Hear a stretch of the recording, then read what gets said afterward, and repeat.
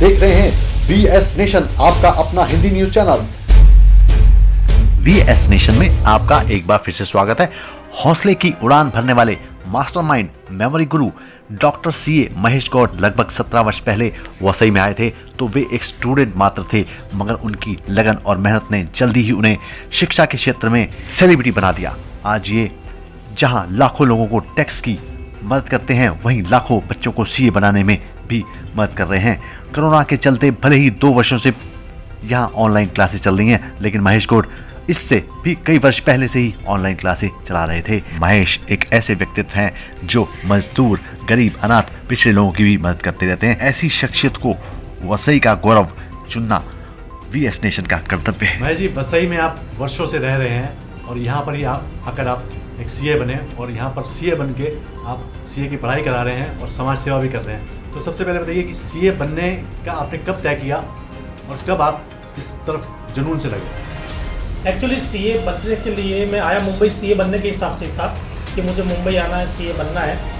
But मेरे अंदर जो जुनून जागा वो थोड़ा लेट जागा था। मैं जैसे कि 2 बार मैं फेल हो गया था, उसके बाद मैंने CA को छोड़ दिया था। मुझे लग गया भाई CA नहीं करना अपने को, और मैंने CA के अलावा बाकी के जो अपने कोर्सेज है उन पे फोकस करना शुरू कर दिया। बट एक बार का एक इंसिडेंस ऐसा हुआ कि एक सेमिनार में जब मैं गया था तो मैंने वहाँ पे देखा था कि वहाँ पे जो CA का स्टडी मटेरियल है उसमें कुछ इश्यूज़ थे। वो इश्यूज़ मैंने रेज किए गए थे, तो वहाँ पे किसी ने मुझसे पूछ लिया था कि मिस्टर गौड़, आप जो ये बता रहे कि मटेरियल में ये गड़बड़ है या CA स्टडी मटेरियल में ये गड़बड़ है, क्या आप चार्टर्ड अकाउंटेंट हैं क्या? तो मैंने कहा नहीं। वो बात मुझे उस दिन थोड़ी सी चुभ गई थी कि आप खुद CA नहीं है। इनडायरेक्टली वो ये कहना चाहते कि आप खुद चार्टर्ड अकाउंटेंट नहीं है और CA के स्टडी मटेरियल पे उंगली उठा रहे हैं। क्योंकि मैं टीचिंग मैंने 2008-9 से शुरू कर दी थी मैं, तो मैं CA का स्टडी मटेरियल वगैरह रेफर करता था उस टाइम पर।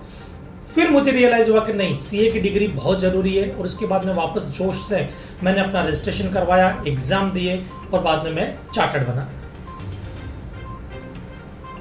वसई में ही आप कैसे आए? मतलब वसई आने का एक बड़ा दिलचस्प किस्सा है। मैं जोगेश्वरी में एक चोल में रहता था रेंट पे, क्योंकि मुंबई में इतना कोई मेरा मिलने वाला कोई थे नहीं, ना कोई सपोर्ट था। तो मैं यहाँ पे जब आया था तो एक चौल में रेंट पे रहता था, और वो रेंट था 1500 रुपीज़। ये बात है 2005-06 की। 1500 रुपीज़ पर मंथ था, जो मेरे लिए बहुत ज़्यादा था उस टाइम पर। फिर मुझे वहाँ पे जब मैं CA की पढ़ाई कर रहा था तो मेरे कुछ फ्रेंड्स वगैरह बने थे क्लास में जो वसई हॉस्टल में रहते थे। उन्होंने मुझे उस वक्त बोला कि वसई हॉस्टल एकदम सस्ता है और बढ़िया है, तो रहने के लिए मुझे एक सस्ती जगह चाहिए थी जहाँ पर मैं रह सकूँ, पढ़ाई कर सकूँ। तब मैंने वसई हॉस्टल ज्वाइन किया और उस वक्त पहली बार मैंने वसई में कदम रखा, और तब मैं आया और आज का दिन वापस कभी नहीं गया। तो अब वसई को आप कैसा देखते हैं? मैं यूँ कह सकता हूँ कि वसई मेरी कर्म भूमि है। यहाँ पर मैं आया, वसई ने मुझे प्यार दिया, सम्मान दिया। आज मैं जो कुछ भी हूँ यहाँ के लोगों के, यहाँ के प्यार की वजह से हूँ। जिस हॉस्टल में मैं पढ़ता था उस हॉस्टल का मैं कमेटी मेंबर भी बना। उसके बाद में वसई में ही मैंने अपनी प्रैक्टिस शुरू की। आज मेरा सबसे बड़ा ऑफिस वसई में है, और आज 3-4 जगह पे मेरा ऑफिस है, लेकिन उनमें सबसे बड़ा ऑफिस वसई में है। और यहीं से मुझे शक्ति, समृद्धि, सम्मान सब कुछ मिला। मैं अगर वसई की धरती के लिए कुछ कर पाऊँ तो ये मेरे लिए सौभाग्य की बात होगी। तो आजकल आप CA की प्रैक्टिस के साथ साथ स्टूडेंट्स को पढ़ाते हैं, तो तब जब आपने CA शुरू किया था और आज के CA में, क्योंकि GST वगैरह चेंजेस हो गए काफ़ी, तो क्या डिफरेंसेस आया अभी पढ़ाई का लेवल थोड़ा सा अलग हो चुका है। जब मैं CA कर रहा था तो उस वक्त एक पढ़ाई का एक ऐसा लेवल था जिसमें ट्रेडिशनल पढ़ाई चला करती थी, जिसके अंदर एक प्रोफेसर जो है वो नॉलेजेबल प्रोफेसर काफ़ी ज़्यादा इन डेप्थ नॉलेज लेकर के पढ़ाते थे, बच्चों को पढ़ने में मज़ा आता था। बट आजकल सिनारियो बदल चुका है। आज अगर आप कितने भी नॉलेजेबल हैं, कितनी भी नॉलेज आपको है, बट आपका यहाँ पे प्रॉपर एक्सप्लेनेशन होना चाहिए, थोड़ा एंटरटेनमेंट होना चाहिए, थोड़ा अलग अलग टेक्नोलॉजी यूज़ करनी आनी चाहिए। बहुत कुछ चीज़ें मैटर करती है, क्योंकि आजकल का जो स्टूडेंट्स है वो बहुत विवरिंग माइंड होता है, चंचल होता है उसका दिमाग, कभी इधर कभी उधर भटकता रहता है। उन सबको एक जगह कैटर करना और उनको पूरे डेडिकेशन के साथ पढ़ाना ताकि वो आपके साथ में इन्वॉल्व हो सके। तो उनके साथ में उनके बराबर पे आकर के भी कई बार पढ़ाना पड़ता है हमारे को। तो काफ़ी सारे चेंजेस हैं। जब हम स्टूडेंट हुआ करते थे, जो आज के स्टूडेंट्स हैं उनमें भी डिफरेंस है, और प्रोफेसर जो है पहले के अभी के उनमें भी काफ़ी चेंजेस और काफ़ी सारे डिफरेंसेस हैं। अभी तक आपसे सीख कर मतलब आपकी ट्रेनिंग में, आपकी गाइडेंस में कितने लोग सीए बन चुके होंगे? अप्रॉक्स 5000 to 6000 मिनिमम है, ये एग्जैक्ट फिगर मुझे नहीं पता, बट 5 से 6000 चार्टर्ड अकाउंटेंट मिनिमम बन चुके हैं अब तक।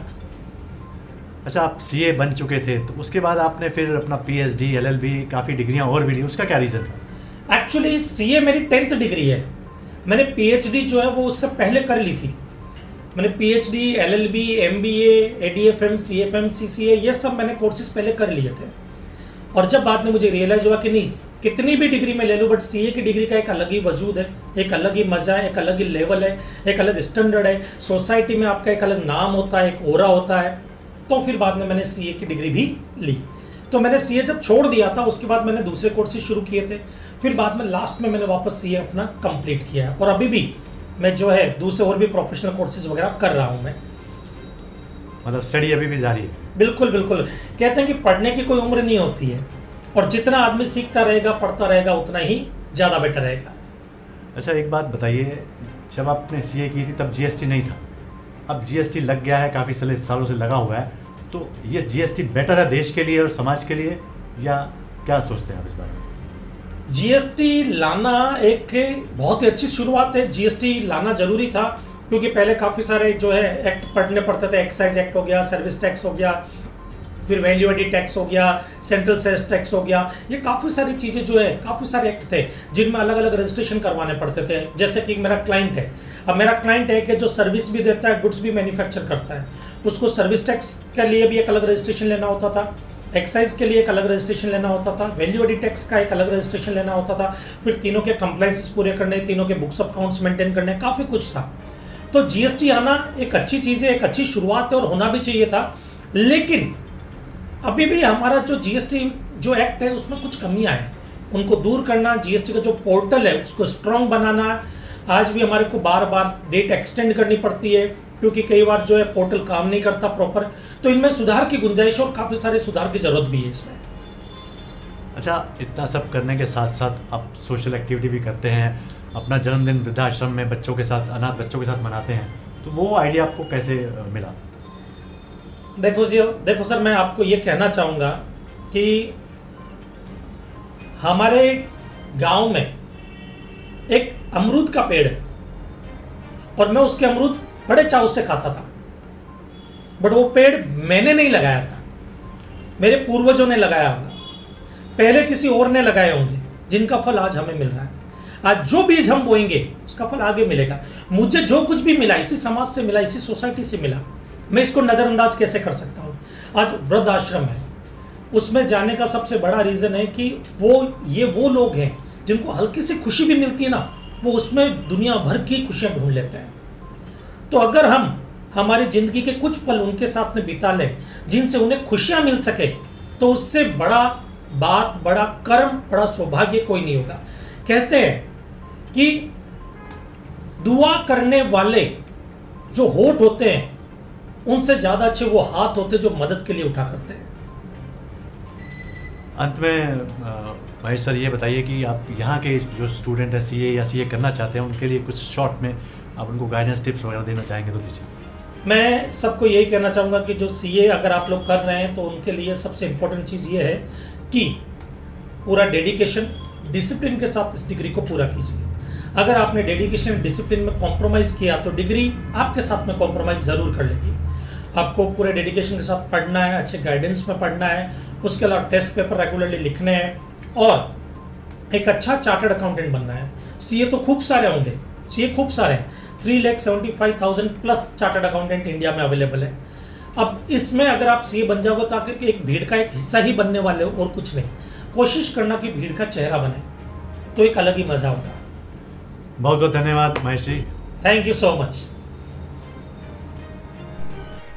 हमारी ये रिपोर्ट अच्छी लगी हो तो हमारा चैनल VS नेशन सब्सक्राइब कीजिए, लाइक कीजिए, शेयर कीजिए और बेल आइकन दबाना ना भूलें।